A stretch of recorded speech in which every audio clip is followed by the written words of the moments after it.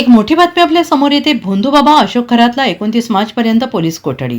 नाशिकमधील गाजत असलेल्या महिला लैंगिक अत्याचार प्रकरणात आरोपी अशोक खरात याला न्यायालयाने 29 मार्चपर्यंत पोलीस कोठडी सुनावली आहे. आज कोठडीची मुदत संपल्यानंतर त्याला न्यायालयात हजर करण्यात आले होते. सुनावणी दरम्यान सरकारी पक्षाने तपासासाठी आणखीन वेळ आवश्यक असल्याचं सांगत कोठडी वाढवण्याची मागणी केली. खरातला कोर्टात आणण्यापूर्वी त्याची जिल्हा रुग्णालयात वैद्यकीय तपासणी करण्यात आली आणि त्यानंतर त्याला कडेकोट पोलीस बंदोबस्तात न्यायालयात हजर करण्यात आले.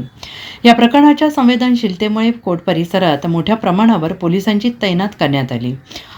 सुनावणी पाहण्यासाठी वकिलांची मोठी गर्दी झाली होती. सुनावणी दरम्यान SIT अधिकारी किरण कुमार सूर्यवंशी यांनी न्यायालयात तपासाची माहिती मांडताना अनेक धक्कादायक बाबी उघड केल्या. आरोपी महिलांना खडे आणि पेढे देऊन पाण्यात काही पदार्थ मिसळून देत असे, त्यामुळे त्यांना अस्वस्थ वाटत असे. त्यानंतर त्यांचे शोषण केले जात असल्याचा आरोप करण्यात आला. याशिवाय आरोपीच्या फार्म हाऊसमधून पिस्तूल, काडतुसे, रोकड आणि इलेक्ट्रॉनिक साहित्य जप्त केल्याचं सांगण्यात आले. काही काडतुसे फायर झाले आणि त्यांचा वापर कुठे झाला याचा तपास सुरू असल्याचं नमूद करण्यात आले. काही विधींमध्ये नरबळीचा संशय असल्याचं सरकारी पक्षाने कोर्टात सांगितले.